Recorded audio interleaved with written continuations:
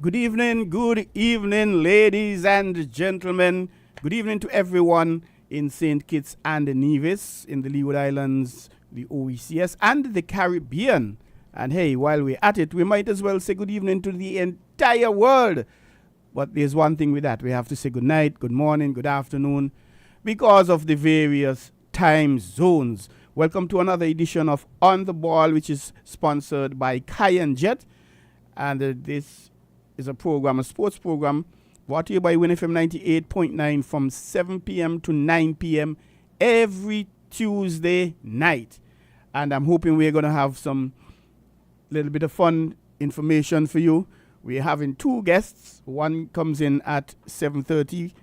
That's Alan Dustin Selkridge, or Andy for short, a national chess player, and he's going to tell us all about what he's been into.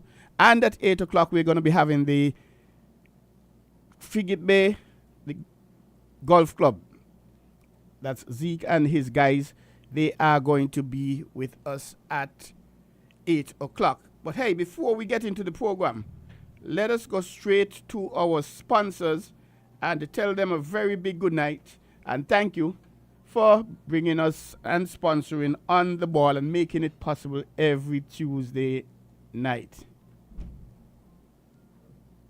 Kai & Jet is a 5-star private air terminal providing luxury services and a relaxing environment for guests arriving to and departing from the beautiful islands of St. Kitts and Nevis. Our exclusive state-of-the-art terminal is available to passengers of private and commercial jets. Relax and be pampered in a luxurious space while your immigration and baggage requisites are being addressed at Kai & Jet.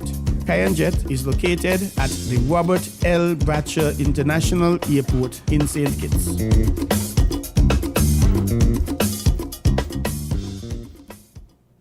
Kai & Jet provides a total focus on your needs with the elegant simplicity of a single point of contact for your travel demands. Our commitment to highest levels of service, safety, and convenience is unmatched in private aviation. Kai & Jet private lounges are known for their discerning clients who relish the state-of-the-art terminal for both its privacy and ability to relax and be pampered in a luxurious space, while their immigration and baggage requisites are being taken care of with always a warm Kai & Jet welcome from our team.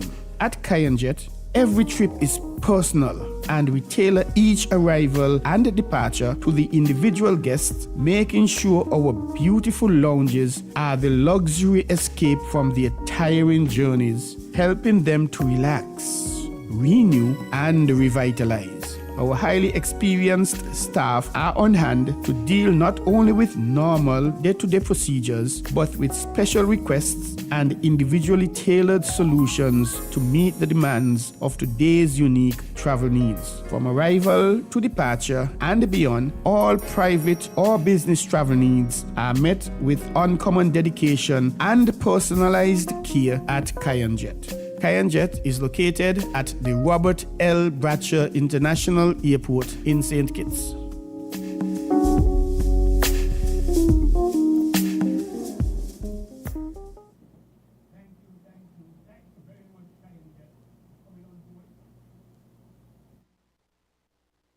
Thank you very much, Kai & Jet, for coming on board and sponsoring On the Ball, weekly sports program 7 to 9 p.m. here at WINNFM 98.9 for yet another week. We are indeed very grateful. And of course, if you're interested, your company, you would want to come on board and be a sponsor as well for the program, you're welcome to do so. Call 466-9586 and the marketing department will be able to come up with a solution for you. And we're going to have one of our guests is here, 7:30, is here already, and he's in Studio B. But before we go there, we have to give you a bit of information. And what do we have here now? A bit of football is being played still. A lot of football is being played, actually, in terms of the SKNFA's program on Thursday, November 28th, in the on the 13 Cup, Youth Cup.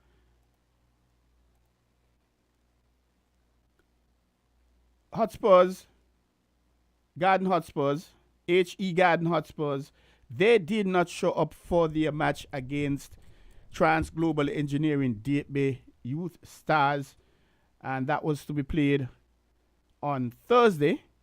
And I don't know if what's happening in the senior team is trickling down into the junior team, because Spurs didn't show up for one of their games in the Premier League. Security Forces, they came up against SL Horsford's St. Paul's United, and Security Forces, after the grace period, St. Paul's didn't show up, so referee Jody Walters had to blow the game off. And of course, the SKNFA will have to investigate and determine what is happening, what was the reason. In the Atiba Under 15 League, Trans Global Engineering Bay Youth Stars, they did not have enough to start the match after the grace period. And the grace period is half an hour, 15 minutes, half an hour. And if you don't have a minimum of 7 players, hey, that's it. And you just can't pull people from here and there and say, hey, come and play for me. They have to be duly registered.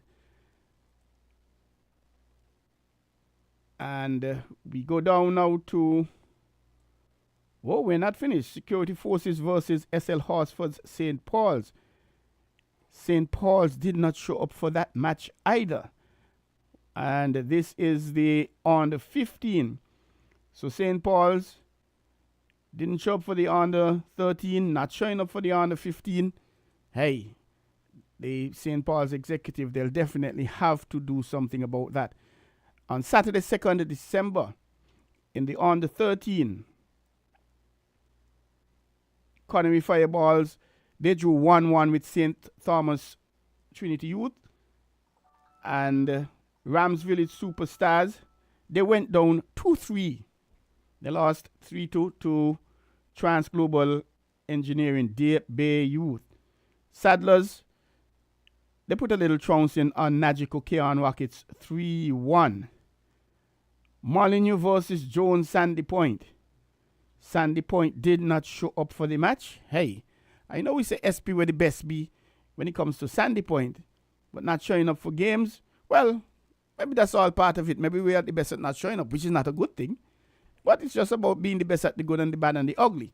So Molyneux, they were present. Sandy Point, they were a no-show. And in terms of the Atiba Harris on the 15 League, Rams Village Superstars, they put a little trashing on Trans Global Engineering Bay Eagles 2-0. Nagico Keon Rockets, they put a little trouncing on Saddlers United 4-0. And that's how the results have been going. And in terms of upcoming games, today, Tuesday the 5th, in the under 13, Hot Springs Bath United out of Nevis. They're coming up against, well, they came up against Rams Village Superstars at St. Peter's at 5 p.m. The results are not available as yet. Still in the under 13, Newtown United, they took on Trans Global Bay Youth Stars at Keon at 5 p.m. Connery Fireballs, they locked horns with SL Horsford St. Paul's United at Keon as well as 6 p.m. In terms of the under 15, at Keon, Newtown United engaged Trans Global Engineering Bay Eagles. Hot Springs Bath United out of Nevis, they did battle with Rams Village Superstars at St. Peter's, both games starting at 6 p.m. And in an earlier one today, SL Horsford's St. Paul's United, they were to have taken on Trinity Challengers United at Keon at 4:30 p.m. So next program we'll of course have these results for you. In terms of what's coming up tomorrow in the under 17 semi-finals, Nagico Keon Rockets will be coming up against Hot Spring Bath United at the Technical Center, the SKNFA's Technical Center. That is up at St. Peter's at 6 p.m. And in the, forgive me, that's on the 17 semi-finals game 1.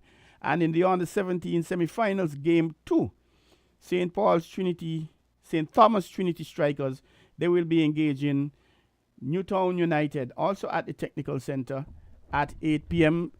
The officials for the first game, Hakeem Harvey, Lenoy Paris, and Johan Newkirk.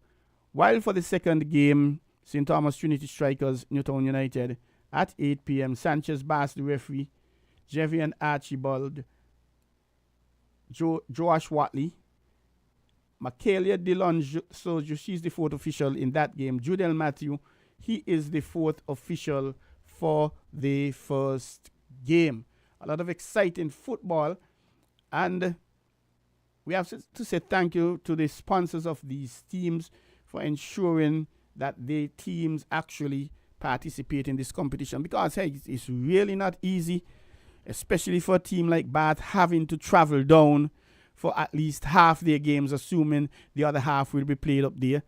When any team goes up, that'll be just one set of boat fees, but Bath coming down for half of the game, even though half play at Nevis, they have to play 8 sets of boat fees, and that is really, really rough. And I must give Bath United Football Club a lot of kudos, because over the years, they have been competing in almost every age category, anything, males, female, on this, on that, that the SKNFA has been putting on. I don't know how they're doing it, but they are getting it done, and I must say kudos to them. And they're again here in the youth structure, so we must say congratulations to Coach Claxton and the management team there at Bath United. And these guys are really enjoying it. And looking at the senior team playing the Premier Division, they came up last year for this season, and they stayed up. They were, out of 12 teams, I think they would have been like 8th, 7 or 8. They just missed out on the Super 6. But I'm making a prediction. I'm predicting they're going to be in the Super 6 next season, Godspeed, that's the 2024. And they're going to win the Premiership in 2025, if not 2025, 2026. They're going to win that, because they've been improving year after year. And I think I could be bold enough. Daddy T, I don't know if you follow the local football. Daddy T, Trent Sargent, my technician, good night to him. He's on duty. Old Road, Multraville Farm, Clean Whites, Old Road.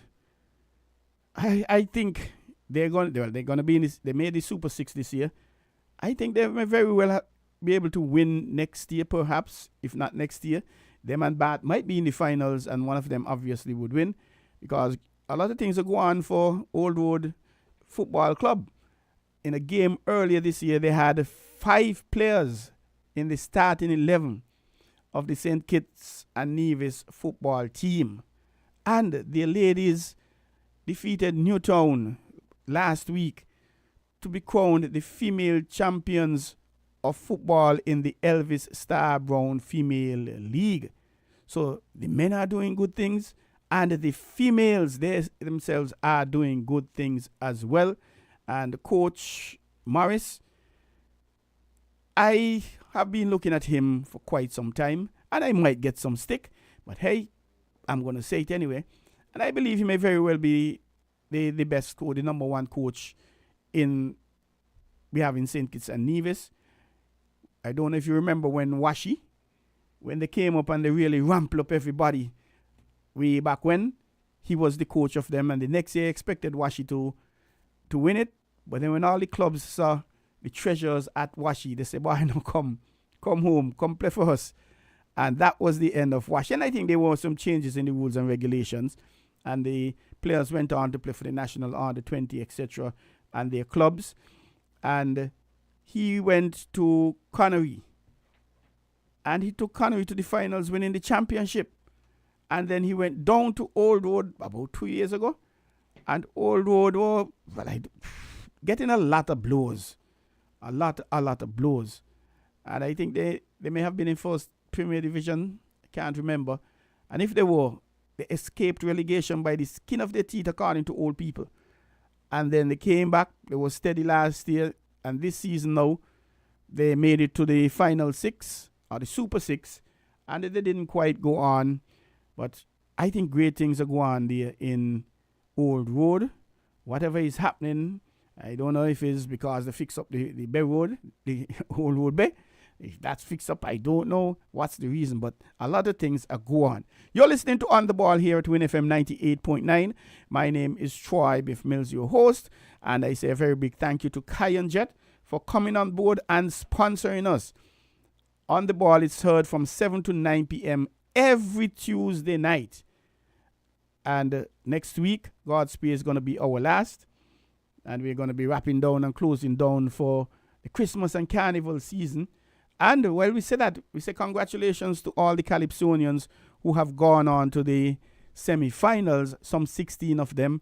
And you know what the talk is, who should make it and who shouldn't make it, and I should make it in front of you and you should not make it in front of me, and all the talk. And also congratulations to the finalists of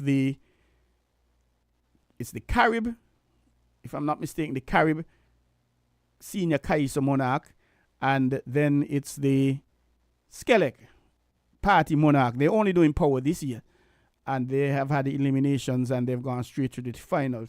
So in a sense, Carnival in full live and living color, and I'm hoping when I finish here I'll be able to squeeze down to the circus and get a piece of In the Spirit of Christmas. That started last night. So Christmas is in the ear, Carnival is in the ear, and On The Ball is on the ear. And let's hear a word from our sponsors, Kayan Jet. Kayan Jet is a 5-star private air terminal providing luxury services and a relaxing environment for guests arriving to and departing from the beautiful islands of St. Kitts and Nevis. Our exclusive state-of-the-art terminal is available to passengers of private and commercial jets. Relax and be pampered in a luxurious space while your immigration and baggage requisites are being addressed at Kayan Jet. Kayan Jet is located at the Robert L. Bratcher International Airport in St. Kitts.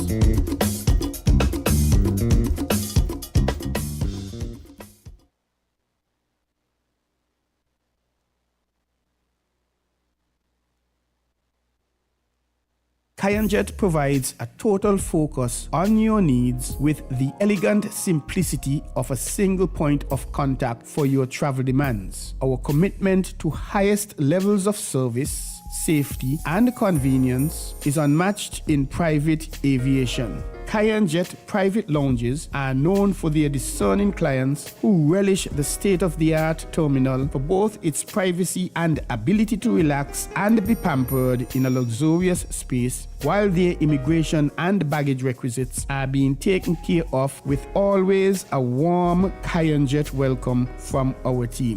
At Kayan Jet, every trip is personal, and we tailor each arrival and departure to the individual guests, making sure our beautiful lounges are the luxury escape from their tiring journeys, helping them to relax, renew, and revitalize. Our highly experienced staff are on hand to deal not only with normal day-to-day procedures, but with special requests and individually tailored solutions to meet the demands of today's unique travel needs. From arrival to departure and beyond, all private or business travel needs are met with uncommon dedication and personalized care at Kayan Jet. Kayan Jet is located at the Robert L. Bratcher International Airport in St. Kitts.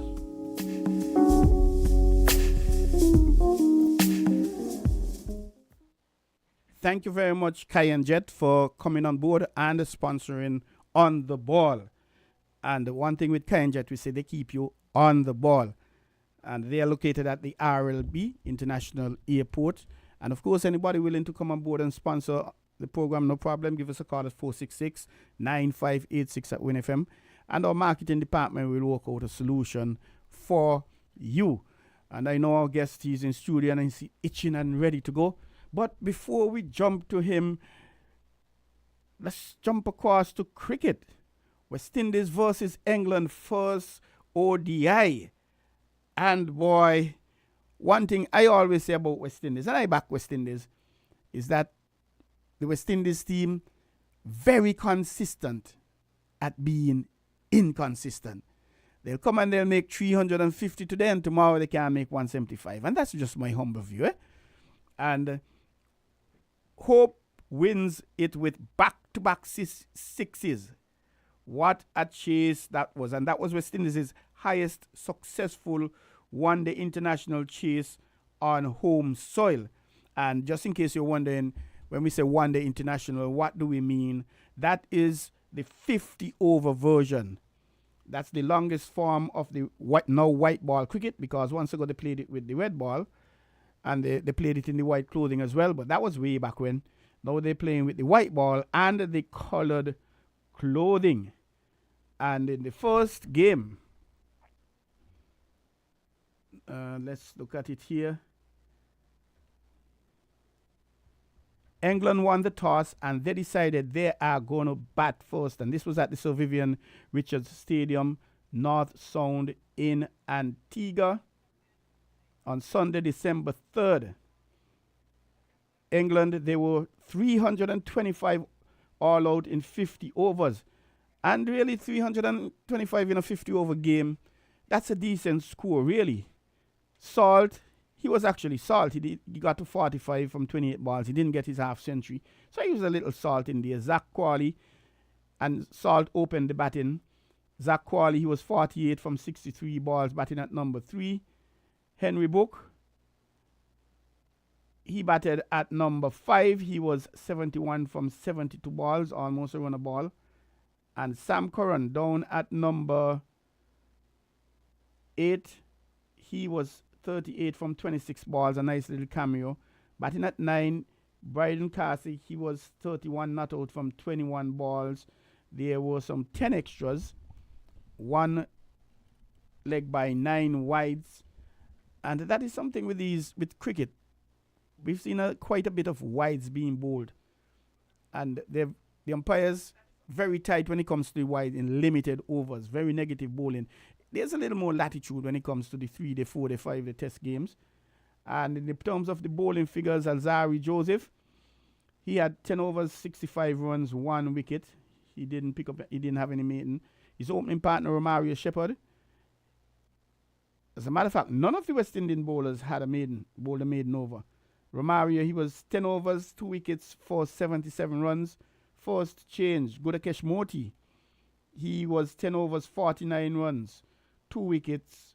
O'Shane Thomas, second change, 10 overs, 57 runs, 2 wickets. And Yannick Correa, the fifth and final bowler, 10 overs, 76 runs, 1 wicket. So all the bowlers picking up a wicket. West Indies needing 326 for victory. They were able to clear that at 326 for 6. And we had Alec Athanaze, 66 from 65 balls, or almost a run of a ball. He opened the bat in. Brandon King, he had 35 from 44. Shea Hope, captain and wicketkeeper, batting at number 4. Not out 109 from 83 balls. That was a very good knock from him. Shemron hit Meyer. And he's been missing in action. There was a situation with him when he was out the team. He wasn't available. There were all kind of issues with him. And Sawan said that he can't play for West Indies unless he plays for Bobbies in Guyana, I think it is, where he's from. And then he makes the Guyana team, which makes sense. That is how it is to be. So he had 32 from 30 balls, and he batted at number 5, Shafin Rutherford. Forgive me, that's Romario Shepherd, 49, missing out on his half century from 28 balls. And he batted down at number 7, Alzari Joseph, a runner ball 2. He came not out with Shea Hope as well. and Yannick Correa, Godakesh Moti, O'Shane Thomas, they didn't bat. In terms of the wickets, Sam Curran opening the bowling, he didn't touch a pad. 9.5 overs, 98 runs. His opening partner, Gus Atkinson, he picked up 2 wickets. That costed him 63 runs from his 10 overs. Bryden Casey, 9 overs, 73 runs, 1 wicket. Ryan Ahmed, 10 overs, 1 maiden. The only person to bowl a maiden over for the English. Well, in the match, as a matter of fact. He conceded 50 runs. He got 2 wickets. And Liam Livingston, the 5th and final bowler, 10 overs, 50 runs. And he was able to get a wicket as well.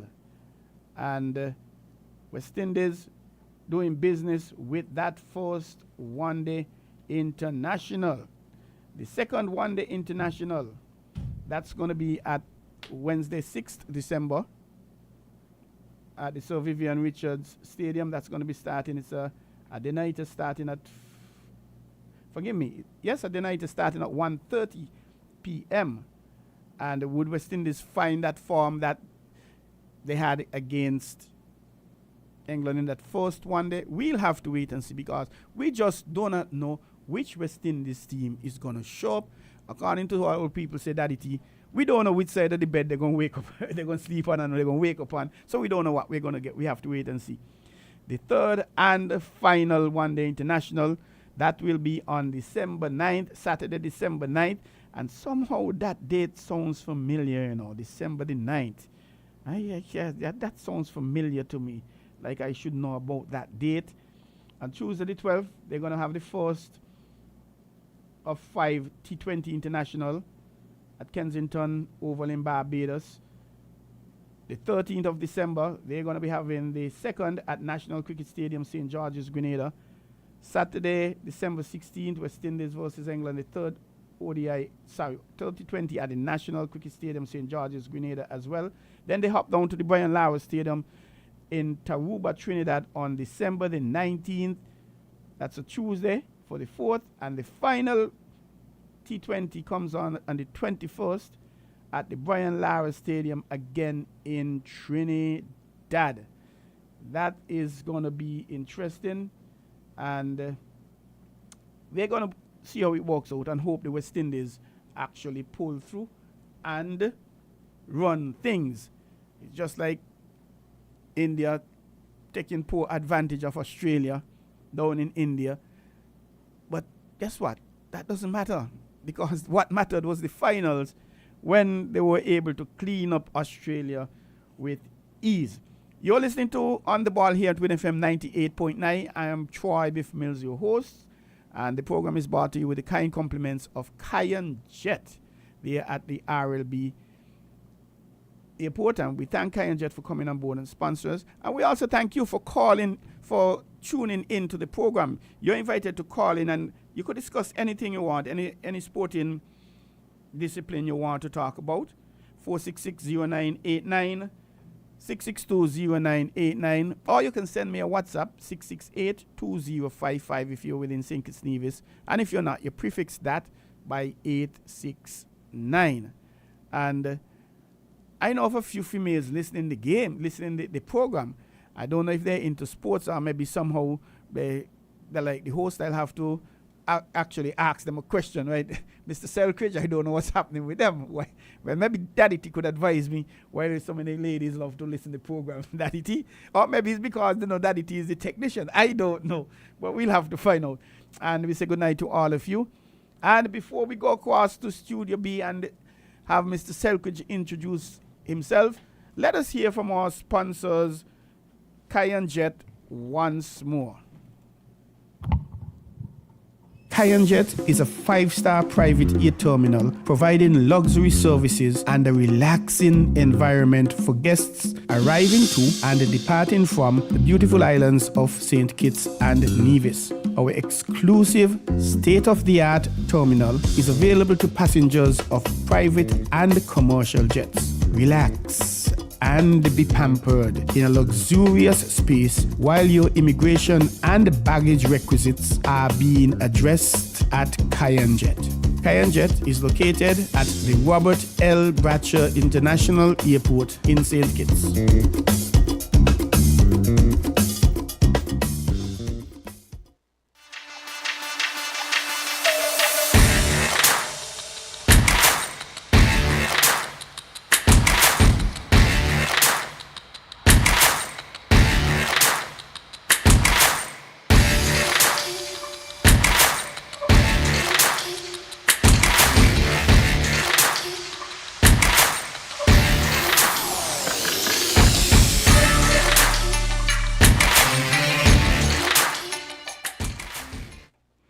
Thank you very much, Kayanjet, for coming on board and sponsoring On the Ball, a weekly 2-hour sports program here on Win FM 98.9 every Tuesday from 7 to 9 p.m. So tell your friend, tell your neighbor, tell your boyfriend, tell your girlfriend, tell your children, tell everybody, even tell the people you don't talk to, you don't get on with, tell them tune in to Win FM 98.9, where we're always going to share information with you and have live guests in the studio.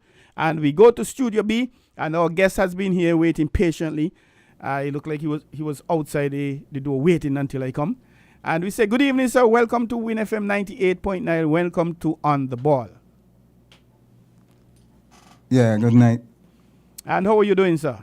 Fine, thank you. Could you tell us a little about yourself? Who you are, where you're from, what you're into? Well, my name is Alanderson Selkridge. I am from Sandy Point. I am here to speak about chess and all chess-related topics. Yes, Mr. Selkridge.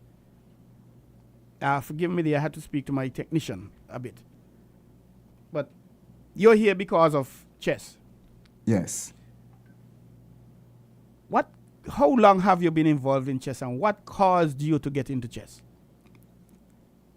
Well, I've been playing chess from since 2014, and just like any other sport in discipline, chess is the sport of the mind. So just my competitive nature, looking at the game and understanding that it is a sport of the mind, I just fell in love with it. And what caused you to say, hey, I want to play that game? Did somebody encourage you to come and be a part of it? Did you happen to be passing and see some people playing and you stood up and look at it and say, hey, that's something I want to do? Well, what we call home, I see a couple of my friends them playing it, and just the passion of them going at each other. I just say, well, let me get in the ball ring, and that was it. Who taught you to play the game? Did you learn on yourself? Did you attend classes? I have a friend named Devon Biles. He taught me how to move the pieces, and over time, from wanting to become better, I spent a lot of time researching, watching videos, looking at the best players based on history, like Bobby Fischer and a guy named Tal.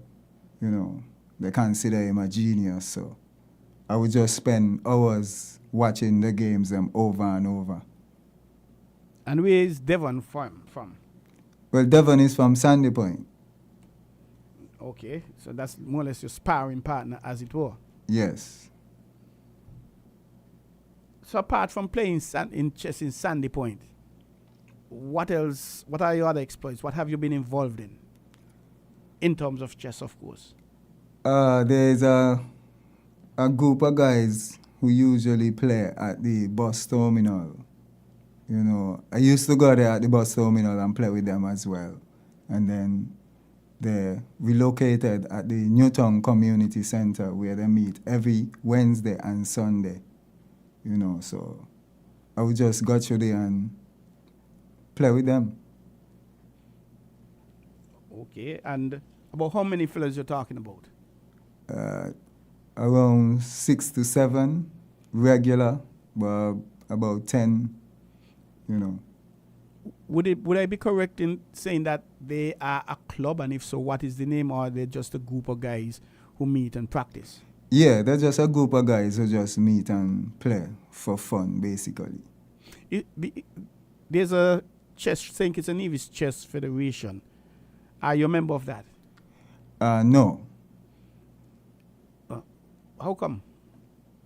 Don't you want to be joining that association and be getting more opportunities? Yeah, I made an effort to actually join the Chess Federation already, but because the nature of preparation we had to go to Chennai, India, 2022, the decision was basically made to let me just wait until we finish dealing with the preparation. So I'm still waiting for the opportunity, but we done had the discussion already, so I'm just waiting for them to say, well, come and apply to be a member. You said Chennai, India, 2022? Yes. What happened down there? What was the occasion where you went? FIDE, which is the International Chess Federation, the governing body for all chess internationally, they host a chess Olympiad every 2 years. So last year, 2022, the India won the bid and they organized the chess Olympiad. St. Kitts and Nevis, through the Chess Federation, participated for the first time on the international stage. After the St. Kitts and Nevis Chess Federation became a member of FIDE in 2020, they were given the opportunity to actually participate. And who went to Chennai? Was it you alone? Was it you as a player and the management team, or the other players? Yes, there were 4 other players: Tchaikovsky, York, Penelope Stanley, Frank Gordon, and Nambi Pradeep. Mm-hmm. And yourself, so there were and 5. myself. So there were 5 players. Yes. Okay. Normally, when there is a national team, especially traveling or competing, there's a manager and there's a coach. So how that would have worked out from the 5 of you? Well, Penelope Stanley was the captain of the team. So basically, player, manager, captain. Yes. Okay, and she was the only female? Yes. Tchaikovsky, Penelope, Frank Gordon, and yourself. What's the other name again? Nambi Pradeep. That's yes. Indianish. Indian. Okay. And what was the experience like for you? Well, traveling for so long, it was a total shell shock, And how long is so long? Forgive me. At least 2 days traveling. Mm-hmm. When I actually reached India, I black out. I couldn't believe that I was actually in a different place. It was just like total shell shock. I just black out, went straight to sleep, and then when I wake up is when I really realized that I'm in a different place. So it's like overcoming that phase there, that surprise, and you're amazed. It took me about 4 or 5 rounds within the whole tournament to actually even start to think for myself, everything basically leading me, because I'm just excited, But after that, I was just able to settle down, calm my nerves, and then once I start focusing, I was able to win my first game. Your very first game at the Olympiad, you won. Yes. Wow. How did that? What was that feeling like? A sense of relief because I could have won one or two before, but true, I had to learn to record the notations, which is every move you make, you have to record the move, just for any queries in the future, and to save the games them on a database. So I had to learn to record that, plus learn to play with the clock. So those are two different rules that chess carry that we don't necessarily practice home. So having have to overcome those two hurdles, because I don't even know where to write. First thing, I had to learn that there on YouTube, and then having to remember to press the clock when I don't play. Every time my opponents them have to tell me, like, press the clock, and then settling down from still being in such a far place, it really, really, really was amazing. Like, I actually win a game. So when I win the game there, it was just like, okay, I could do this. Welcome to the party. You're here. Yeah. And where was your opponent from? The Republic of Congo. Okay. Yeah. Halfway around. You travel halfway around the world to play somebody from halfway around the world. Yeah. You said stop the clock. What time after you play? How much minutes, seconds, years you have before, or to play, and then the other player makes his move? Well, for the international games, they're used in normal 90 minutes standard time. So you have 90 minutes to play with, basically. So a game technically lasts 90 minutes? Yes. Suppose you go beyond the 90 minutes? Well, whoever clock is ticking when the 90 minutes is about to finish, that is the loser of the game. The game? Yes. So you don't have to checkmate to be the winner? No. So you and I are playing, and let us say I am the fault why I'm taking too long or so long, and then the 90 minutes comes and you're the one up with the clock. It means then that you win the game? Yes. Even though the fault was basically mine? Yes. They got to look at that, man. Something need fixing in there. Well, if there is also a rule where if you at fault 2 times, then you disqualify. Oh, okay then. Okay, Yeah. I with you. That sounds like tough. Yeah. Oh, and so that's your first game. How many games did you play overall, and what's your performance like? Well, I played nine different rounds. I won 2 games and I draw 1, which is I got 2 points for the 1 point each for the wins and a half point for the draw.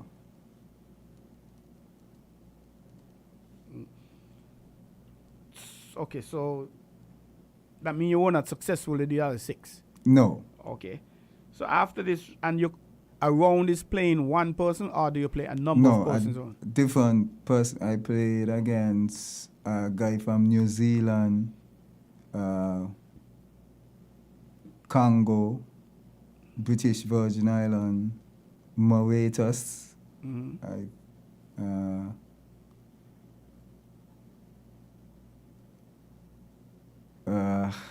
a couple more of them. Help me out here. So all of that is in one round, like you were in a group, or? No, every day is a different round. Oh, a different round. So every a day. round is basically playing a different opponent. Yes. Oh, okay, I'm with you. I understand that. And so after getting 2.5 points, where did that put you? What was the next phase for you? Did you make it to the quarterfinals? Did you make it to the group of, I don't know if 32 or what was the structure? No, after the 9 rounds finished, the teams with the highest amount of points teams or players? Teams. Because we had a team. We went as a team. Oh, okay. Yeah. So it's the individual games, but Yes. collective teams. 4 different boards, but the team, the most points, who team come out with the most points, they are the winner of the match. Oh, so everybody doesn't have to play. No. Oh, I see. It's a Swiss system where they use the ratings to create the pairings. So, because St. Kitts and Nevis, we ain't had no rated players, so we basically were playing the teams them that were at the bottom of the list. But because a team might be at the bottom, but there are strong players on the team. For instance, they might have a weak team, but their number one board is a player that is rated 2,000. Okay. So even though he might win his game, the team might just lose on the other 3 boards, and then they lose the match. The match. Yeah. And how many teams participated in that? 188 different countries. Wow, that's quite a lot. And at the end, how long was it? The competition? 9 rounds. 9 rounds.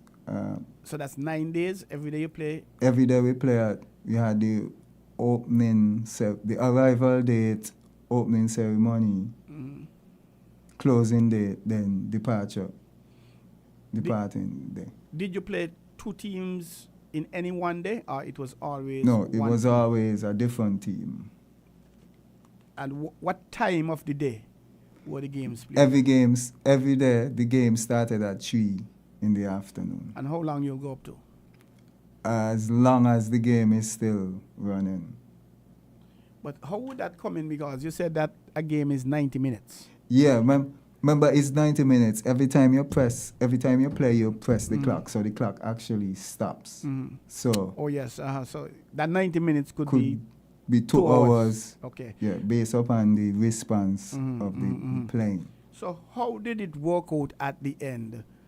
Before we get there, actually, you went into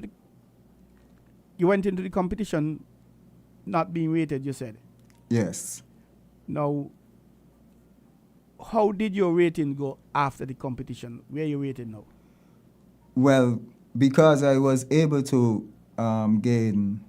score 2.5 points, there is a rule that once you score a point, you become a internationally recognized player. Oh. So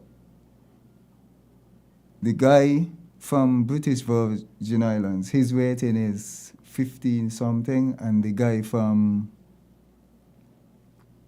the Republic of Congo is 16 something. So I think they add both the ratings and divide it by 2, and then the result, which is 1545, now become my rating because I beat those 2 individuals who actually have a rating. So your rating is 1545? Yes. Based on your points and the formula that they use Yes. to work out who is what and whatever. So you went in at a rating of what, 0? Yes. So you've jumped up to that? Yes. Okay. In the scale of the ratings, where does, yes, you just started, I know, and you have professionals there, but you mentioned somebody with 2,000 points. Yes. So where does that put you? Give us an idea of where that puts you with Intermediate. Yeah. From just 2.5 points? Yes. Winning 2 games and drawing 1? That's interesting, man. So had you won and or drawn more games, you would have gotten more points and go up and go up. Yes. Okay. But that's you individual. What about the team's performance? How your team members did? Any of them were as successful as you were? Yes, there are a few. I think Mr. York won a game. Frank won 2 games. He got 2 points. And Nambi I think he won a game too, but that was about it. Because they didn't beat any rated players, they weren't able to get any ratings. So they're still at 0. Yes. When you say Frank, was it, who won 2 games? That's Yes. 2 points. But his players weren't rated. Rated players. So they were like players without any points as well. Yes. But when you played, your players, they were rated. Yes. Okay. And what were the sort of ratings when who you played? You could recall? Yeah, I think the guy from Congo is 16 something. Yes, 60 something. Yeah, and the one from British Virgin Island, he's 15 something. Okay. That's interesting. And you say you multiply and divide and you do some mathematics. You just add the 2 and then you divide it by 2. No, that's as individual players. Yes. So Team St. Kitts and Nevis obviously would have gone in without any rating at all. Yes. After that, would Team St. Kitts and Nevis be rated? We started the tournament at 188 on the list, and then at the end of the tournament, we moved up to 185. I would have to check. It's either 185 or 183. But we were up at as high as 170 something, like earlier in the tournament. But because we kept losing games, we came back down. But notwithstanding, it was only a move of 3 or 5 or whatever it is. You basically went in there at 0, but now you're rated. After being rated, well, as an individual, as a team, could you have how many points? You said you had 15. You know what? How many points? My rating is 1545. I 1545. scored 2.5 points in the tournament. No. Could your rating go down? No, your rating. The only thing is that whenever someone rated lower than you beat you, they just assume your rating, but you don't ever lose your rating. Because you were able to beat someone at that level, so you basically stay at that level. Okay. The only thing can happen is that they will just take you off of the active list of players internationally. Active, but if I'm playing and the people beating me and I am not improving my rating, though I'm playing, they'll take me off of the active list? No, you're still playing. Oh, okay. But you did just mention that they'll take you off the active list, per se. Because I was able to beat rated players, then get a rating myself. I am actually the only active player from St. Kitts. Rated player from St. Kitts. Oh, yes, because, Yes. Okay. So the others, they are not active because technically they're not on the radar. No. Okay, I'm with you. And the team rating would have gone from 188 to 185. Yes. Similar to what you just explained for the individuals, could Team St. Kitts and Nevis, after being 180, let's say it's 183, could they go down to 184 or 185, or they'll always remain at 183 or go further up? Once they participate in the upcoming Olympiad, their ratings would go down if they lose the matches. So they could go down to 184, go back down and to then go 1. back to 0, get Yes. off the... Oh, okay. Okay. What competitions allow you to be rated? FIDE recognized competition. It must be recognized by FIDE. So could we have a competition here in St. Kitts and Nevis that FIDE recognizes and allow players at home or persons coming in to be rated? Yes, they would actually have to bring rated players first. You would have to have rated players playing in the tournament. Okay. And then FIDE would assist you with the rating seminar sessions. And then you would just play the matches, and then they would just test. They would just basically give you the rating. Okay, that sounds very, very interesting. And it makes me feel like almost everybody should be involved in golf. And you did mention a mind game. And I've heard that golf, forgive me, not golf, chess has gone on for days. People playing and people playing against themselves and things like that. Yes. And I'm really impressed with the thinking. With draft, I play a little bit of draft, not that I'm at the top, but you're always trying to outsmart the your player. opponent. If I play here, I think he's going to play there. And when he play there, I'm going to do this. And when I do this, he's going to do that. And when etc. etc. Do you have that happening in chess?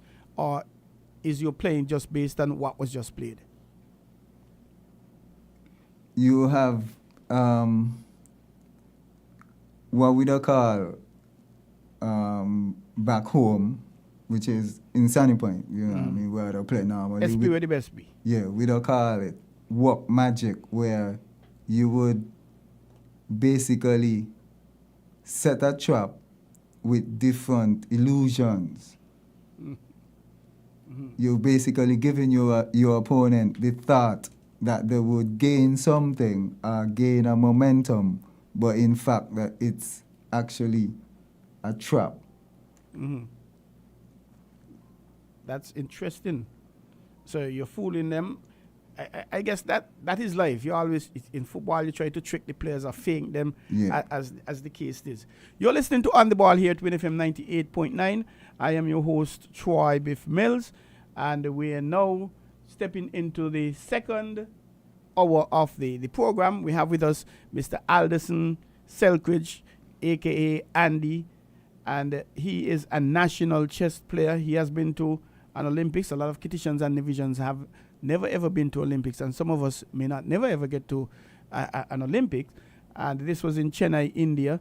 We are going to go and say thank you to our sponsors, and we're going to come back and speak some more with Mr. Selkridge.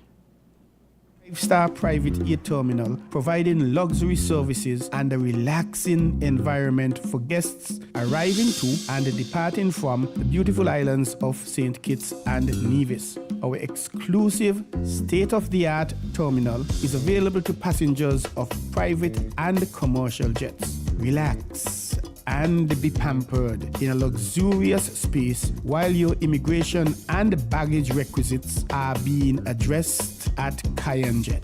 Kayanjet is located at the Robert L. Bratcher International Airport in St. Kitts.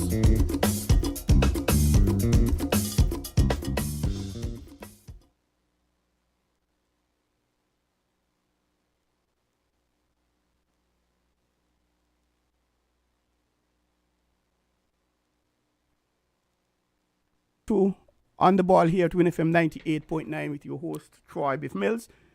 And we are talking chess at the moment. A very big thank you to our sponsors, Kayanjet, once more for coming on board and sponsoring us.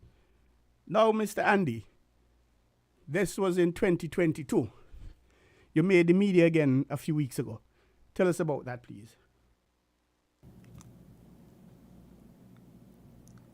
2023, which is the World Amateurs Chess Championship, which was held in the Sultanate of Oman, a country in the Middle East.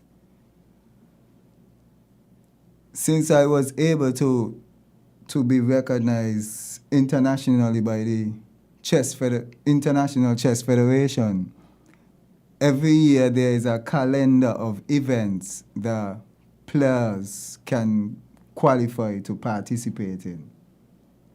So because I am a rated player, I am automatically qualified to register or seek support from the local chess federation to register me.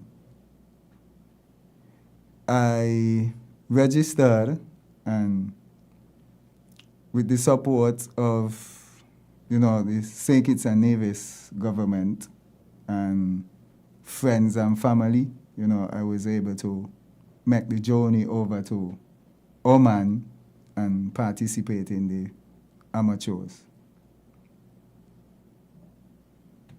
About how much you think it costed you to go? You had to pay your own ticket? No. So they would have paid for you? Yes. Okay, and accommodations they dealt with? When you were in Oman, did you have to deal with your own Yes, accommodation? I had to deal with my own Oh. travel and accommodation, but I got support from the government. Okay, and roughly how much it costed overall for you to go? It cost about $15,000 ECUS? EC. Okay, to go to Oman. Yes. And you were there for how long?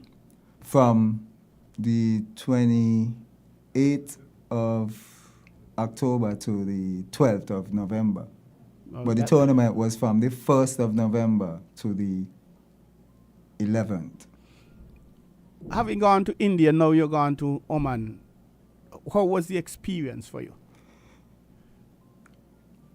India, I was babied in India because you had the volunteers, and so, you know, it's an international event, you know. You have different countries, so the volunteers were present, but in Oman, I had to basically take care of myself. So, Oman, for me, I had to grow up, you know, in the chess world, because in India, you could lose a game, you have 3 more boards to play on in the team, so your team still could win the match, but in the amateurs, you're on your own. And, you know, I come to play and to win, but, you know, you know, I win, so I got to man up now and start to focus on. And how did that go for you? How many games you played? You would have played 9 in the Olympics? Yes, I played 8 in Oman, but it was supposed to be 9, you know.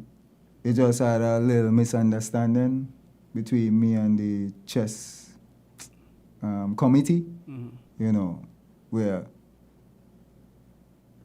because I was late, there was a 1st of September deadline to register, and I didn't register until October. Oh. So I was late throughout the whole, you know. So you basically forfeited the game? Yeah, I was late with everything, late with everything. And then once I reached there, I had to now catch up. Because, you know, players basically don't take care of all of the stuff. So they just come in to play. To play, yeah. You know, by the time I reached there, I still trying to figure out who is the one in charge, you know. You know, that type of stuff. And what the performance was for you on this occasion? In India, I gained 2.5 points, but in Oman, I gained 3.5 points. 3.5? Yeah. So in layman's term, you won 3 games, yes, and 1 was drawn. Yes. And so you performed better in Oman, yes, than you did in India. Yes. So do they add the points together, or do you go from your 1545 up by whatever? Where are you now, and how was that done? In Oman, because it's the amateurs, they have 3 different categories: the under 17, the under 2000, and the under 23. I decided to register in the under 17, even though I think I can play some under 23 chess. I decided, you know, register in the under 17, get a feel for, you know, that type of competition, and then eventually I would move up. The intention was to win that under 17, then register for the 23, because I intend to become a grandmaster, but I have to go through the amateurs first. So And what does it take for you to become a grandmaster? I would have to win the under 23 category. So once you win an under 23 category, it means that you're a grandmaster. Yes. And the under 23 here, that would be persons with 2,300 points. Yeah, 2,300 rating. A rating of Sorry, 200. forgive me. Yeah. A rating of 2,300. And right now you're 1545. Yes. Mathematically, that's a matter of 700 and something. But how difficult is it to get there? That means you have to win 700 and something matches. No, I would have to beat winner under 2,300 category.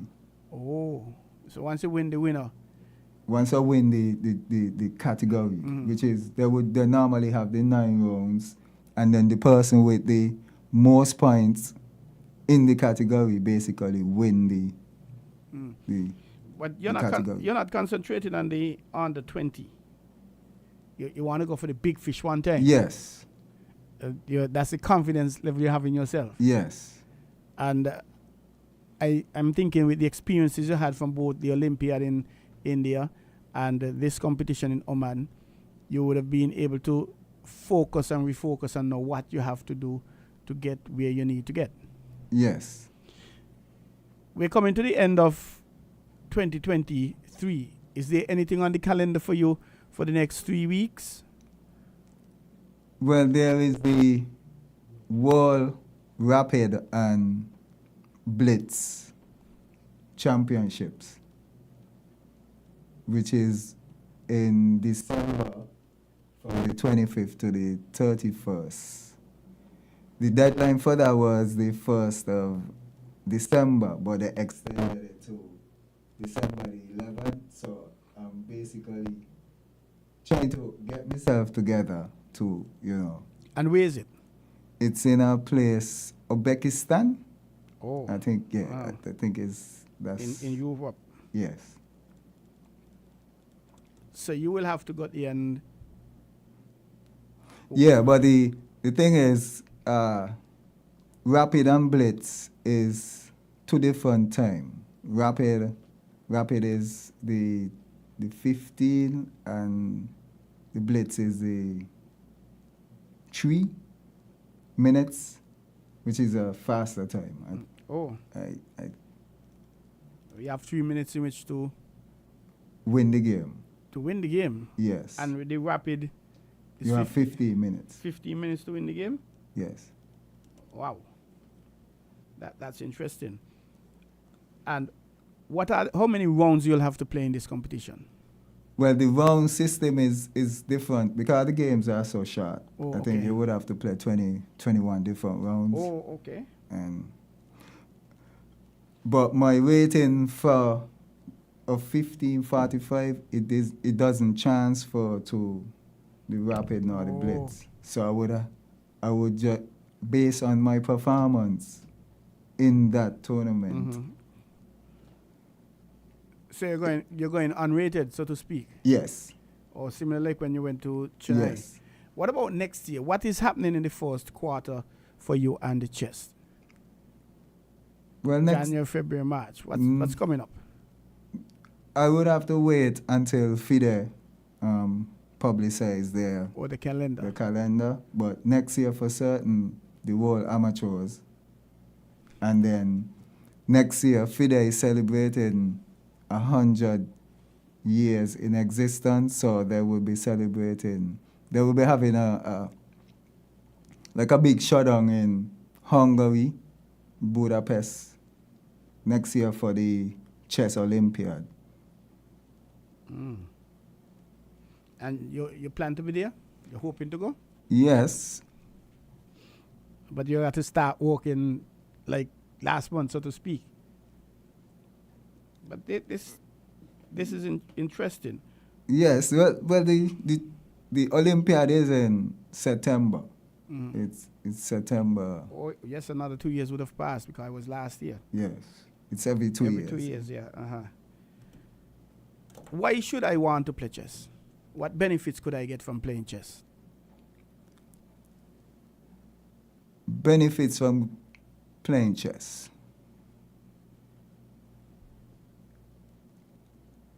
Chess is basically about focus, mental focus. You have to pay attention to every single detail. So whenever you start to play chess and you become good at chess, details, every detail in life, every situation, everything you got to, you basically pay more attention to the smaller details, and most of the time is the small detail is what really does make the picture come out.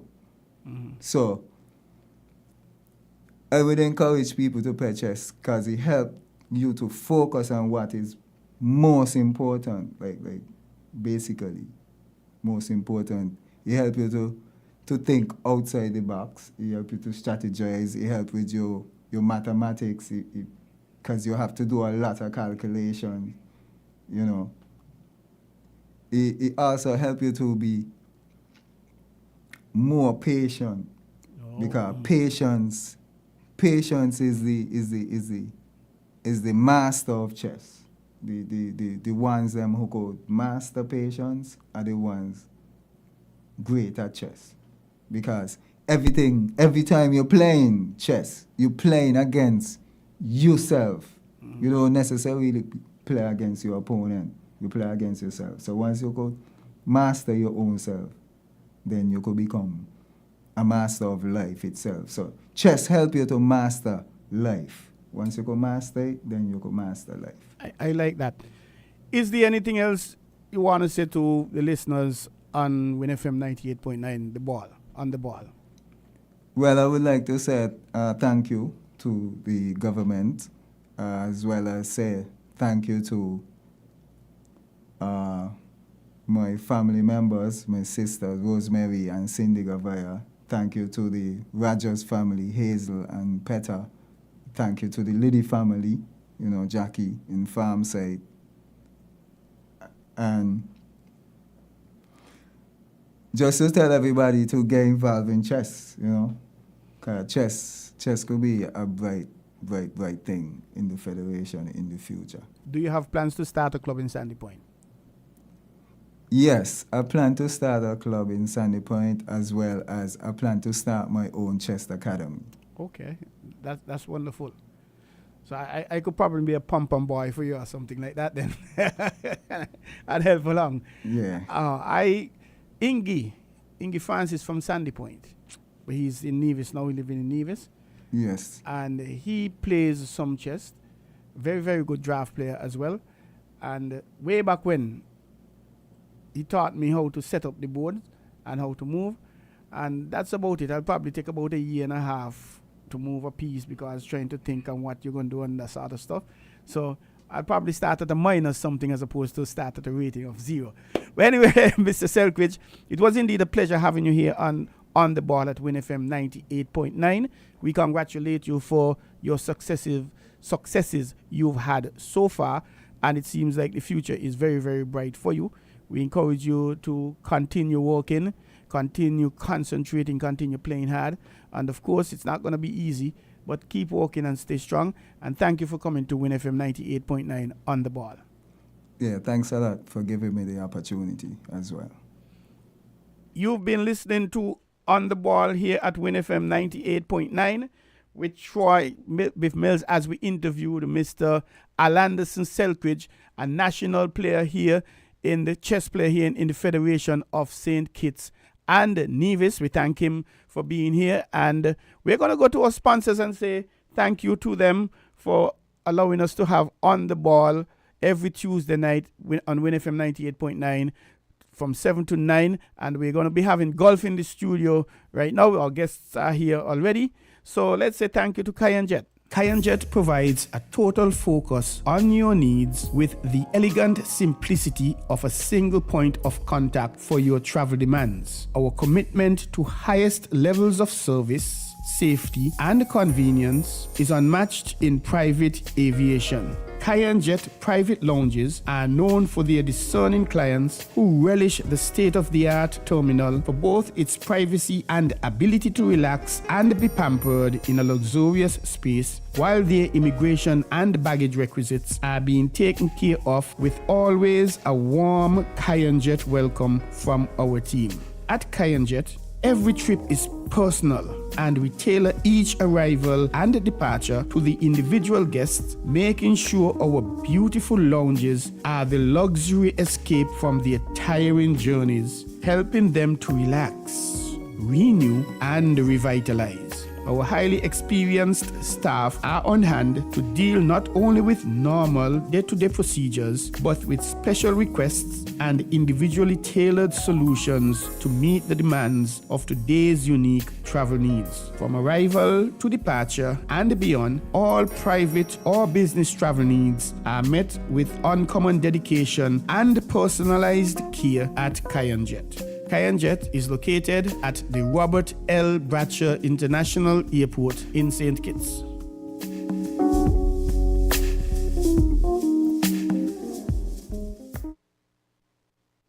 Thank you, Jet, for coming on board and sponsoring On the Ball every Tuesday night, Win FM 98.9. I am Troy Biff Mills, your host. And again, you can call in, ask questions, make comments, observations, make suggestions. 662-0989 or 660989. And indeed, if you want to be a sponsor, you don't have to be a big company. You could be a little small company. We'll be able to accommodate you and work out a solution to take care of you. Just call us at 466-9586 and we'll be able to, that's 9586, and we'll be able to organize that for you. Or you can call me, Troy Biff Mills, at 668-2055. We're now into the second half of our guests, so to speak. They're already seated. And we say, good evening, gentlemen. Welcome to On the Ball here at Win FM 98.9. Good evening, sir. Good evening. And thank you for having us. Could you tell us who we have the pleasure of speaking to, please? You have the pleasure of speaking to Zeke Percival, representing the Royal St. Kitts Golf Club. And alongside Mr. Percival, Darian Fleming, representing the Royal St. Kitts Golf Club as well. And what is your position with the Royal Golf Club, Zeke? At present, I'm the president of the Royal St. Kitts Golf Club. And what about you, Mr. Fleming? I am an executive member of the club. And who are your other executive members? The executive members are Vice President Cedric Jeffords, Treasurer Shane Googley, Secretary Dexter Hazel, floor member Joan Harris, of course Darian Fleming, Joan McEachran, and Joan McEachran. Okay, very. Chris Hensley, club captain. Oh, how could I forget that? Club captain Chris Hensley. Yeah. You better remember it, because you might get games since you forget it. How long has the Royal St. Kitts Golf Club been in existence? The Royal St. Kitts Golf Club been in existence from I remember way back in the 70s. But then in 1992, I think it was, they finally drafted a constitution, or a proper constitution. Mm-hmm. But it's been around since 1976, 76, 77. And what's your membership like? At the moment, I don't know exactly the figures, but I think it's somewhere around 100. We have lost a lot since COVID, and because most of our members are expats. Okay. And a lot of the local, like the older guys, Vince Morton and the Auckland Hector, and all those guys, they've gone on the great beyond, and we haven't been able to grow it fast enough locally at the moment. So I think it's around 100 members. Do you have just individual members, or do you have teams as well, clubs? Individual members. You join the club. Mm-hmm. Oh, okay. You join the club to become a member of the Royal St. Kitts Golf Club. There's a gentleman, Carl Francis, out of Newton Ground. That's right. He has been inviting me for about 2-3 years now. Yeah. And I somehow like to see it. I consider golf, you hit the ball halfway around the island, you lost it, you find it, and then you hit it around the other half of the island, and you lost it again, and you keep it. It's more to that. You keep. So what exactly is more to that, Damien? It's more. Your golf player, Damien? Yes, sir, definitely.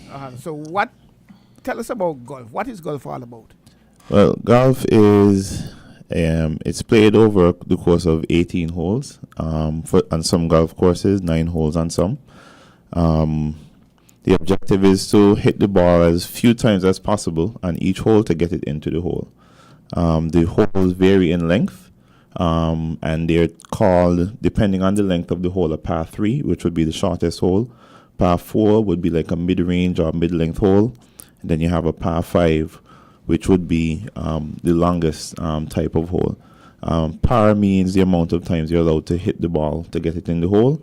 So if you're playing a golf hole for the first time and you manage to hit the ball 4 times on a par 4 to get it into the hole, then we might have to consider you a professional.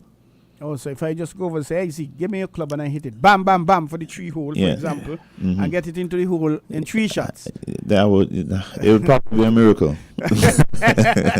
Now you're making me feel like I'm going to have to hit it about 10, 11, 12 times. But you mentioned that. Who determines what's the par? Well, the golf course designer basically lays out the terrain. And that's one of the beauties of golf. No golf hole is the same anywhere in the world, and the conditions under which you play vary from day to day. So, in basketball, you might have players scoring 100 points, or teams scoring 100 points every game. Around there about on average. The score in golf could vary depending on the weather. Depending on if the wind changes direction, it depends on the pressures of the game, because some games mean more to players than others. So there are a lot of variables, and that's why Zeke would have mentioned that there's a lot more to it than meets the eye, if you will. Some time ago, Brian Lara, I understand, one of the greatest cricketers we've had in the West Indies, Zeke nodding in approval, and he's left-handed as a cricketer. He bats left. But I understand that when he plays golf, he plays right-handed. And that is because he didn't want to contaminate, so to speak, the form or technique the technique with it. So speaking of technique, is there any special technique? Can I just go up, hold a club, you call it, and swat the ball halfway around and take my 12 tries to get it into the par 3? No. There's some techniques behind it. Definitely. There's some technique behind it. As a matter of fact, even though the ball is sitting there, the ball sitting there is harder to hit than a cricket ball coming to you. What are you telling me? What are you telling me? Something sitting and not moving, I just walk up to it and pow. Yes, that's what it sounds like and it looks like. Yeah. But I remember when some years ago, Dwyer Astafan came to the golf course. I think he was walking through or whatever. And he felt the same way. And we put down the ball and we said, I bet you don't hit that. And he missed it 3 times before he hit it. Seriously? And you know Dwyer is a cricketer. Yeah, well, Grant probably needed to change his glasses. No, that's before he wear glasses. But seriously, you'll put the ball down there. It's harder to hit than a moving ball coming to you. That's very interesting. So how long, I don't know anything about golf except that you played somewhere. How long generally on an average it may take me or anybody never played golf before, and I know you have persons with a greater aptitude and get on quick, more technically savvy and more sportish than others, but assuming I'm at the bottom, everybody better than me, how long would it take me to start to believe like I could play golf? Well, if you're Vance Gilbert, Dr. Vance Gilbert, That's exactly what you will believe that the same day. I remember the first day Vance came to play golf. I happened to be with Vance and Dexter and Deon and Flo. What is his name? Kevin. Kevin, yeah. And the first day that Vance played, Vance believed that he had everything down. So it's all about your belief and how much you want to put into it. Correct. Like when I first started, they will say 8 lessons, golf lessons. Then after 8 golf lessons, you assess yourself. That's what the poor Malcolm then who taught us used to say. But now it's about your belief and how much you want to put in. You know, I know a lady, her husband used to work at Cable and Wireless then. She came here, knew nothing about golf, spent like 2 years here, and before she left, she was better than an average golfer, lady golfer. But she put in the work, just like any other sport. You know, you put in, you get out. So is there just one club I use and walk around No. all the time and play with, or do you have different ones? Different a set of golf clubs is 14. That's a 14. set. That's the most you could walk with. Yeah. But you could decide you gonna only want use- 10, 3, or whatever. But the most you could walk with is a set. So a set of golf clubs is 14 clubs. So does that mean that there are more clubs than 14, or the 14 is all you have, and you just select how many you want? You're only allowed to walk with 14. You can't Yeah. walk with more than 14. Yeah. But there are okay. more than 14 clubs that you could potentially use. Oh, but you could only walk with. Yeah, for you can a only game. use for a game. Yes, 14. 14. Yes. Yeah. And what are they? Give us an idea. What are they called? What are they for? Well, they vary in how far they hit the ball, and that is determined by the loft of the club. So the lower the loft, the thinking is the further the ball goes, because it would come off of the club face at a different angle.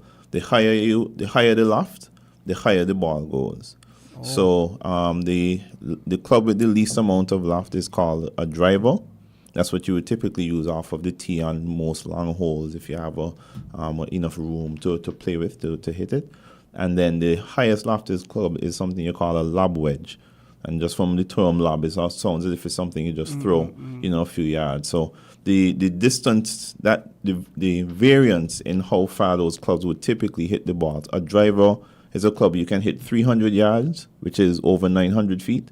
And a lob wedge is a club you typically hit 100 yards and under, which is 300 feet. So you have that much variance between how far the clubs can hit. And you have a range of clubs in between: 3 wood, 5 wood, 7 wood, 9 wood. You have hybrid clubs, which are like a mixture of woods and irons. 3 hybrid, 4 hybrid, 5 iron, right down to the wedges, which you have the pitching wedge, attack wedge, gap wedge. Wow. Yeah, sand wedge, Like talking, just pick up a golf club and come play. You mentioned wood. What part of is it that just the handle, or why is it called a wood? Well, originally, when the game was founded, that's the metal wasn't a material of choice that they could use. So wood,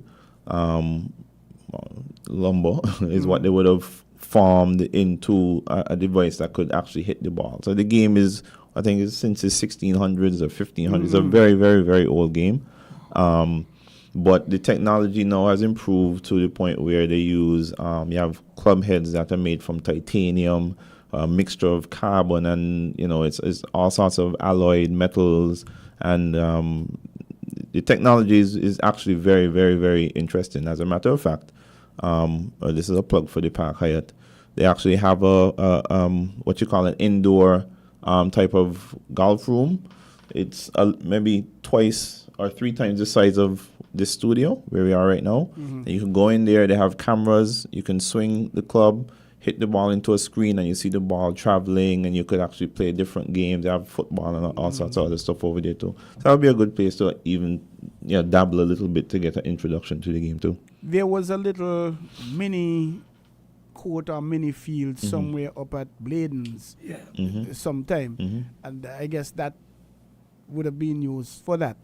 You mentioned, I know tea is for Troy, and tea is what you drink, Lipton tea and Red Rose and so. Yeah. But you mentioned on the tea. What is the tea? Right, so the tee refers to the starting point of each hole. Each hole, depending on the skill level of the golfer, would have some forward tees and back tees. The back tees are where professionals and players who are have a lower handicap would typically play from in terms of during like tournaments and stuff like that. And then you have a range of tees in between for golfers of different ability. You earlier you mentioned that a drive of 300 yards and another time you said 100 yards. When it comes to the different pars, par 3, par 4, what sort of distance is there? That's a great question. So at our course, for example, the shortest par 4 is, I think it's not even 300 yards. It's like 290 something yards from the back tees. But, and then the longest, the longest par 3 is 230 something yards. So there's not much variance between those two. And I'll state as well, that par 3, you have to, from the back tees, you have to hit it all the way over water. Oh. Right? So it's a very challenging hole. The shorter par 4 hole that I mentioned, which is hole number 3 on our course, I think the worst score I might have gotten on that hole might be an 8, and the best score I've gotten on that might have been a 2. Right? I say that to say that the strategy with which you play the game of golf often determines how well you'll be able to score, because on any given time, I know I can hit the ball far enough to drive it to get it on the green in one shot. I know I can do that. I've done it before. However, sometimes in attempts to do that, I might make a slight error, and then based on how the wind is blowing or where I might have been aiming to try and take an aggressive shot, my ball would end up going out of bounds. You mentioned losing balls, at the start of the session. So that's a critical part of the game. And if we had a chess player in here just before we came in, and golf is probably like a larger version of chess. If because you plot your way around the course from hole to hole, and where I would say it varies is in chess you have to think several moves ahead, whereas in golf the mantra is take one shot at a time. You don't want to think about trying to focus on what you're going to be doing on the 7th hole when you're on the 1st hole. There's too much mental stuff going on to try and do that. This back tee, it reminds me of when you're in school, a little boys, you're running and you're faster than me and you give me away. That's a very good, that's a great way to look at it. Yeah, they say on your mark, get set, go on, you let me run, go on, you catch up, whatever. You say, go biff. And sprinting was never one of my things in school. I used to try the longer distance, the middle and longer. Sprinting, if I had to sprint for my life, I don't know how it would be working. A few things, well, you mentioned your score 2 and your score 8. What is that all about, Zeke? Which one makes me feel I'm being better? Is it better to get a higher 2? 2? Because remember he said earlier that you want to hit the ball as few times as possible. Few times as possible. Oh, okay. And writing. I often see people walking around and they play on the right. I wonder if they're writing what they're going to cook for dinner tonight. What is the score? Yeah. That's writing on the score. Some might be trying to figure out what they're going to cook for dinner because they're playing that bad. Want to go off the course. But the score, I'm starting now. I'm a T1. Yeah. I hit the ball, boop. Do I write at that point? When do I write? No, at the end of the hole. At the end of the hole. At the end of the hole. Yeah. Oh, so I'll write how many The shots. total stroke. That's right. Strokes. Well, I'm saying shot, forgive me. Shots and strokes, same thing. Shot and stroke. So I made it in 3. So you put down the 3. 3 down the 3. Yeah. Oh, okay. But suppose I made it in 5 and I put on 4. You're in trouble. Yeah, big trouble. Who is there to police that? The players you're your playing partners, with. the people you're playing with. The partner you're playing with, and more so you. Because as you know, conscience is something else. Yeah, very much so. So when they speak about cricket being a gentleman's game, perhaps that is a fast, and it sounds like golf is a gentleman's game. It definitely is. Yeah. Because But you got some cooks, just like cricket. I guess Just like cricket. find them anyway. You use the word handicap. Yeah. When we hear handicap, we think about people physically, mentally challenged and things like that. But where does handicap fit in golf? That's your ability. Just like you talked about before in sprinting, where someone, because they're faster than you, they put you up front and you go before them. Handicap in golf balances out Yeah. the field. Okay. So if both of us are playing, or three of us are playing, because you just start to play golf. I'm a 3 handicap. He's a 5. You might be a 24. Oh. So it means that I will have to give you 21 shots off. So if you shoot 100, you subtract 21. 21. Oh, okay. Okay. Understand? If I shoot 73, I only subtract 3. Okay. I So understand. it balances The the playing field. field, yeah. the playing field. Okay. That's what makes this sport so wonderful. You're listening to On the Ball here at WinFM 98.9. I am Troy Biff Mills, your host. We have with us in the studio Mr. Zeke Percival and Mr. Oh boy, I can't understand my handwriting. It look like Darian Darian. Fleming, yeah. Darian Fleming, okay. Yes, look at here, Darian Fleming, exec member. And we're going to go to our sponsors and say thank you to Kayan Jet for coming on board and working with us and sponsoring us and making sure you're able to listen to On the Ball here at WinFM 98.9. Stick and stay, don't go away. Kayan Jet is a 5-star private air terminal providing luxury services and a relaxing environment for guests arriving to and departing from the beautiful islands of St. Kitts and Nevis. Our exclusive state-of-the-art terminal is available to passengers of private and commercial jets. Relax and be pampered in a luxurious space while your immigration and baggage requisites are being addressed at Kayan Jet. Kayan Jet is located at the Robert L. Bratcher International Airport in St. Kitts.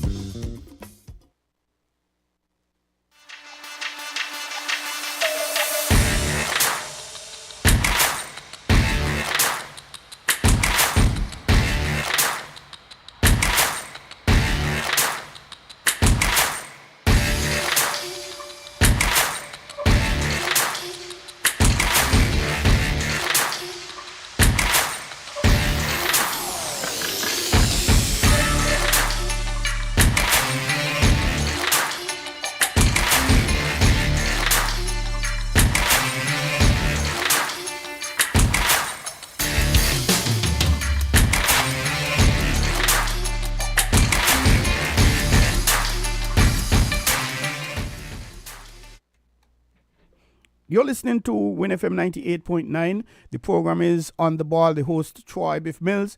Our guests are Zeke and Damien of the Royal St. Kitts Golf Club. What has been happening with the Royal Golf Club for the last few weeks? Have you had any events? Or do you just go and play every Saturday? Sometimes twice a month. As a matter of fact, just last week, Saturday, we had the Rams Group of Company M&M monthly medal tournament that played on Saturday. And that I want to big up and say congratulations to Gary Cosgrove, who captured that title. I think it's probably the first one that I could remember. Yeah. So I want to say congratulations to Big up Gary. So perseverance really pays off. That's right. Yep. Who could have played in that tournament?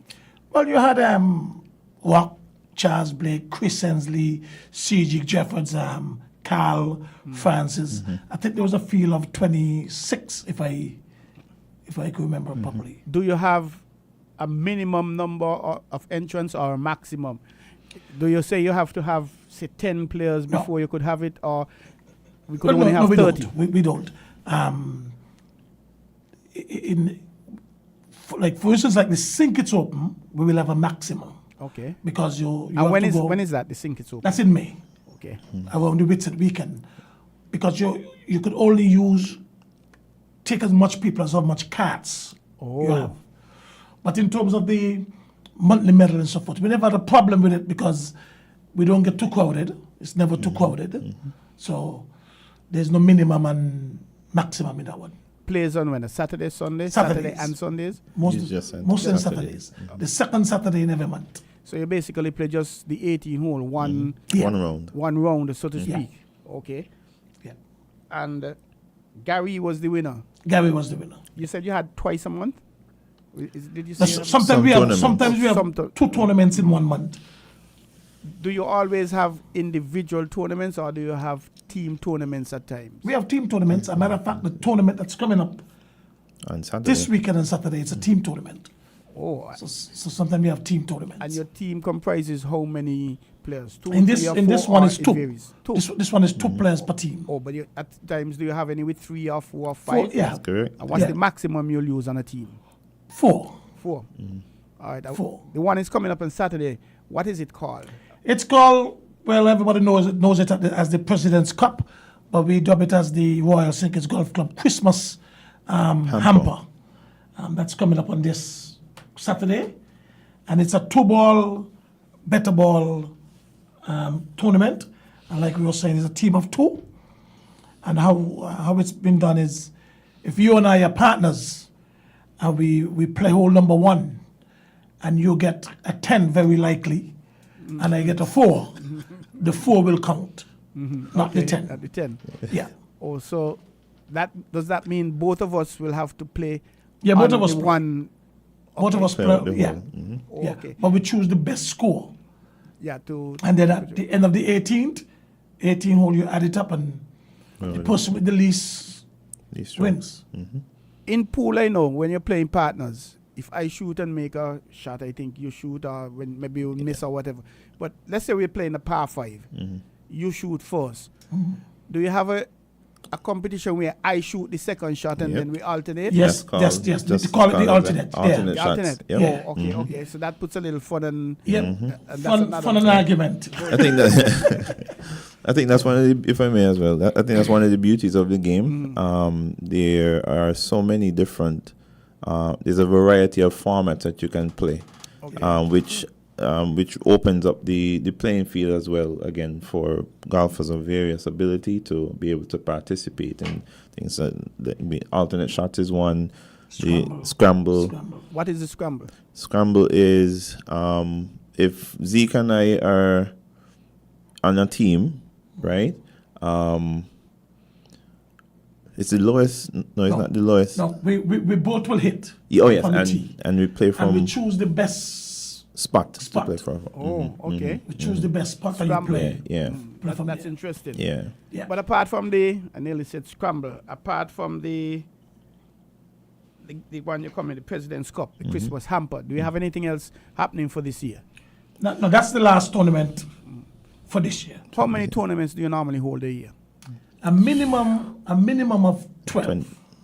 Yeah, So that's basically once a month. Yeah, Yeah. a minimum of 12. yeah. And that includes the monthly. Or That's all the monthly medals. Yeah, that includes that Yeah, that's Yeah. include all the monthly medals. We have the monthly medals once a month. once a month. Oh, But then we do have other tournaments like lots of tournaments in between. last month we had one for the to Rotary. raise funds for the Rotary Club for Prostrate. Prostate cancer. And we do a lot of fundraising tournaments for individuals in different communities. So we almost every Saturday we are Something. playing some sort of tournament. spectators. I look at golf on TV and I'm seeing spectators lining at different holes. I decide I want to go and watch golf. What advice would you give me in terms of which hole to stand and which side to stand? I don't know. Well, we have to be very careful because what a lot of things that we don't see on TV is those spectators that you see on TV, they have to sign waivers if they get hit. Oh, okay. They can't So, sue. them. Because golfers, we want to hit the ball down there. but he might go somewhere else. Yeah, that's true. So if you wanted to watch the game, you come to the golf club, and somebody they will advise you the best place to go, because to the side may not be the best place. Again, this depends on who is playing. Because if you get somebody like Carl Francis playing, he might hit the ball 200 yards off target. You understand? He go off course. Of course. So his ball doesn't have a rudder. Exactly. So to watch the game, the best place to watch the game is from the clubhouse, Oh, okay. because the 18 green is right there, so you can watch the players coming in, and at the same time have a cold coffee. So that's the best spot I will say. Oh, okay. So that means technically it's only one hole you'll be able to watch. Now, you But- could- You just, like I said, you could go to other yes, holes. but in any event, when you're on the field, the players, unless they're moving with a player or a team, they're going to be stationary. Say 6 or 1 thing, half a dozen in there. Yeah. But in terms of next year, what do you have happening next year? Well, next year, In terms of the first quarter, but if any big events you have. look, for next year we got coming up, we have the E-Zone Cup playoff, which will start in January, the E-Zone Cup, and then we have the St. Kitts Open, which will be in May. That's our big tournament. That's on the 17th to the 19th of May next year. But like we said before, every month there will be a monthly medal tournament. So there's lots of events coming up. We haven't put our calendar together as yet, but at least we know we have 14 tournaments already booked. A matter of fact, for next year, for the first time in August or April, oh God. I think it's August or April, I don't remember. We're going to have the Auckland Hector Memorial Tournament coming on the stream from next year. That's an excellent idea. That's something we don't do too often here in St. Kitts. Name tournaments, name events after players. The Elvis Star Brown football. Yeah. He was the champion behind playing female football in St. Kitts from before cock the time. teeth, as people would call it. Let's talk some politics, though. The name of your club is the Royal St. Kitts Golf Club. Why not St. Kitts and Nevis Golf Association or Golf Club or whatever? Does Nevis have a golf club of their own? Do you guys do any collabs together? But the most of the players from Nevis are members of the Royal St. Kitts Golf Club. The Royal St. Kitts Golf Club came from, like I said, back in 1976, when there was there was 2 golf courses on the island. 9 hole. You had the Golden Rock. 9 holes. You had the Golden Rock Golf Club, and then you had the Royal St. Kitts Golf Club. Because the Royal St. Kitts came with Jack the name Tan. of the hotel and so forth. So, and I never thought of that, where Nevis was never chucking there. But we are working on the St. Kitts Nevis Golf Association. Golf Association. Okay. That should be on stream next month. Yeah. hopefully. Next month, okay. Yeah. And then once that is in place, you'll be able to become part of the International Golf Association, Yeah. as it were. That's right. Yeah. Okay. So you have the big thing. This is the one we on Sunday with weekend. Yeah, that's on a weekend. Yeah. When people from all over come in and celebrate and things like that. What Yeah. about in terms of going out to compete in things in Antigua? You ever competed in Antigua and Yeah, in we CS and we the always Sun- go to support Antigua in the Antigua Open, St. Martin, and also Trinidad. And hopefully, if St. Lucia come back on board, they haven't been since the COVID, we'll have players going there also. Do you have a junior program, schools and primary schools, high schools, etc.? Well, not schools, but Not in the individuals. schools as yet, yeah. Darian could speak more Yeah. about that. I mean, so what we have presently, we have a few coaches that work with kids that are interested in the game. Okay. I think some time back we put some information out there for interested persons to sort of come and sign up. What also happens is during the summer, I know the Ministry of Sports over the years has, and that's how I actually got into the game way back in 19 some year. my sister came home one day and said to our parents, "I want to go play golf." So all of us were like, "Okay, well, let's go." And that was that. You know, was the beginning of the end, so to speak. After that, and that's one of another beauty of the game. Just like Zeke mentioned, Dr. Vance Gilbert. It's the kind of game where once you execute one shot the way you want to, that's all you need to keep coming back. That's all you need to keep coming back. Because you visualize what you're trying to do and then you execute it. It's almost better than, I ain't gonna say it like that. I could imagine. I see my technician Daddy laughing, so maybe he knows, maybe he tried both, I don't know. But if I want to get involved in golf, what do I do? Who do I call? Where do I go? If you tell Cal you're coming to the golf course this weekend, that's the start. Okay. Well, I mean, for anyone that's interested in joining, the best person to contact would be either the secretary, Mr. Dexter Hazel, or Mr. Shane Gogley. There's a small one-time sign-up fee of I think $300. You know, it doesn't take a lot of money to join the club. And then once you're a member, we had two ladies who joined as recently as I think last week.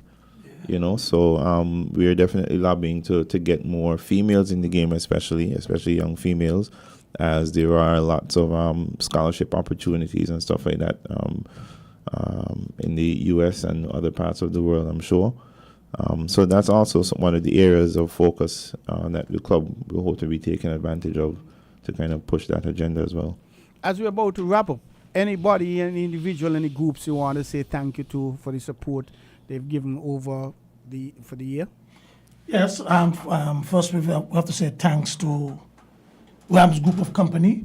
They've probably been our biggest supporter in golf. Rams, and I want to say a big thanks to them. I personally want to say thanks to E-Zone because I bought a tournament on stream 2 years ago, and E-Zone partnered me with that tournament, and I promise to do it again next year. So I want to say thanks to E-Zone and El Dorado. Just came on stream also and really supporting. So there's a lot of people. I wish I had the list because I don't want to forget anyone. But I want to say a big thanks to three people. As the president of the Royal Sinkers Golf Club and as a golfer. Theo Clark of, I don't know if I could call the name, ZIZ, radio station. Leslie Sugar Bowl, Freedom of Him, and Trent. What's Trent last name? Sergeant. Trent Sargent of Freedom of Him. No, Win FM. Sorry, Win FM. These three guys, every month, I will send my results after every tournament. And they always get it in the air for us. Because that was always a challenge over the years, is getting golf out there. And there were so many people meet me and say, boy, I hear you with golf on the radio, I hear you on Win FM, I hear you on Win FM, I hear. And that's even when you're overseas? Yes. So I want to say a big thanks to those three guys for helping us to get the message out there about golf. And now to you and to Win FM, because I think I've been here several times. I've been here several times this year talking about golf on Win FM. And I was always invited. And that says a lot. So I want to say thanks for helping us to get that golf out there, because we all know that golf has always been seen as this bourgeois nonsense. Yes. But Win FM and Theo Clark and Sugar Bowl, I want to say a big thanks to them, and Trent, I want to say a big thanks to them for helping us to get the news, the word out there about golf. Gentlemen, I thank you for accepting the invitation to be our guests here on Win FM 98.9 on the ball. Clearly, it won't be the last time, because we're hoping to have you in now and then to tell us what's happening, what has happened, what you'll be doing. And it was a real pleasure learning about the tees and the handicaps and the holes and the wood and all the things about golf. And I congratulate you on the work that you guys have been doing, Thank and you. some ladies as well. And wish you all the best for the season, the new year, 2024, and may you continue to go from strength to strength. Thank you, Much sir. thanks. Thanks for having Thank us. you. My pleasure. You've been listening to On the Ball here at WinFM 98.9. We just had our guests, the members of the Royal St. Christopher Golf Club, Zeke and Damien, and we thank them very much. As we're about to wrap up, St. Kitts and Nevis, there's the OECS Table Tennis Championship that's happening in Dominica next weekend from the 17th, which is Friday, from the 15th, which is Friday, to the Sunday, the 17th. And the St. Kitts and Nevis, we are looking at participating. We, however, need your help to do that. You can contact me, 668-2055, to make a contribution, or you can contact the president, Mr. Craig McDowell, 765-9537. We gladly appreciate it. We're allowed to have 3 males and 3 females as players, and 2 admin, coach, manager, head of delegation. And we're looking at having 6 persons at the moment. That's actually 7 persons we're looking at having. 2 female players, 3 males, 1 coach, and the manager. And we're having 3 females in part of the management as well, 1 from management. And the OECS has been around for a bit, but there hasn't been any since about 2012, I think it was. So the last time was 2012 in St. Lucia. So it's making a comeback. So we're practicing up at the St. Peter's Community Center Mondays and Tuesdays.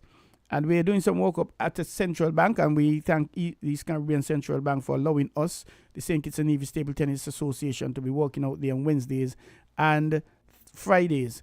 And so if you want to know more about, give me a call, give Craig a call.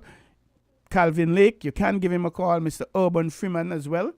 And Dennis Bowers out of the Challengers region. Give them a call and find out. And you can become a part of table tennis. A very, very sweet game, very interesting, and very, very good workout, as simple as it may look.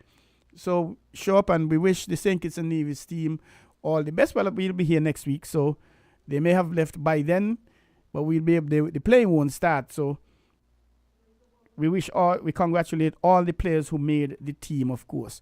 Again, you've been listening to On the Ball here on WinFM 98.9. It's a tour program held every Tuesday from 7 to 9 p.m. with your host, Troy Biff Mills. And On the Ball is sponsored by Cayenne Jet at the RLB International Airport. We thank Cayenne Jet for coming on board and sponsoring us and making sure this is possible. And just in case you as an individual, you as a company, you as a group, you may want to come on board and sponsor On the Ball, you can call 466-9586, the marketing department at WinFM, or you can give me a call, 668-2055. Send me a WhatsApp, and we'll be able to work in that. And as we sign off now from this program, we say thank you for joining us, and have a pleasant night's rest. And as we always say, always be positive in your thoughts, in your words, and in your actions. Thanks for listening. Cayenne Jet is a 5-star private air terminal providing luxury services and a relaxing environment for guests arriving to and departing from the beautiful islands of St. Kitts and Nevis. Our exclusive state-of-the-art terminal is available to passengers of private and commercial jets. Relax and be pampered in a luxurious space while your immigration and baggage requisites are being addressed at Cayenne Jet. Cayenne Jet is located at the Robert L. Bratcher International Airport in St. Kitts.